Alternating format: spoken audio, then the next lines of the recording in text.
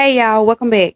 So let's talk about Genesis 1 and 2 because this verse gets read, but it doesn't really get seen. Now, most people hear this verse and immediately think something went wrong.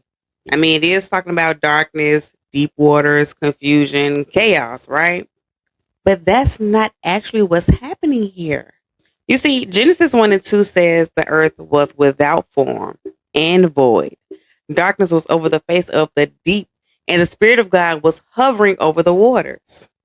That's not failure, that's preparation. See, and on the surface, people read it like this. Nothing existed yet. But underneath the surface, the verse is describing the stage of creation, not a mistake. And before anything takes shape, it's undefined. Before order shows up, there's openness. Before clarity, there's depth. The verse is showing us that creation doesn't start with light. It starts with space. And one of the biggest misunderstandings is thinking that darkness automatically means something bad. Does that sound familiar? But notice this. God doesn't remove darkness first. He hovers over it. This tells us something important. Darkness here isn't evil. It's unformed potential. It's the unseen. It's the unseen phase before things make sense. It's the part of life where you don't have answers yet, but something is still happening. The deep isn't destruction. It's the death before direction. And see, death holds information. Death holds energy. Death holds possibility. And notice this, God doesn't rush it. There's no panic. There's no fixing, just presence.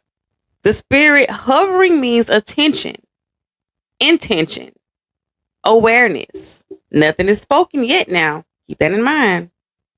But everything is already being considered. Now, what does this mean in real life? Because we like to use the Bible. We want to apply the Bible in real life situations. This verse applies directly to seasons where your life feels unclear. Things don't have a form yet.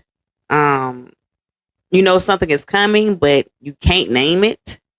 Genesis 1 and 2 tells us just because something isn't organized yet doesn't mean that it's broken. You can definitely be in a dark place and still be in divine process. If that don't make you want to shout, let me say it again. You can be in a dark place and still be in a divine process. Now you can feel in between and still be under intention. And here's the part people usually don't talk about. I love this. Creation didn't start with action. It started with observation. God hovered before speaking. That means awareness comes before manifestation. Present comes before instruction. Seeing comes before shaping. That's powerful. And you may not be aware of this, darling, but sometimes the reason nothing has moved yet in your life is because awareness stage isn't done yet. It's not done yet. And now that's not punishment now. That's wisdom. If you rush past Genesis 1 and 2, you'll think darkness is something to escape. But if you understand it, you realize darkness can be a wound, not a warning. It's the place where things are held before they're revealed. So if you're in a season where things feel undefined, if you feel like you're hovering between old and new, if you're waiting on clarity, Genesis 1 and 2 says you're not behind. You're not off course. You're not forgotten. You're in the space right before creation speaks. And that matters. If this made you see Genesis differently, sit with it and stay with me as we go verse by verse.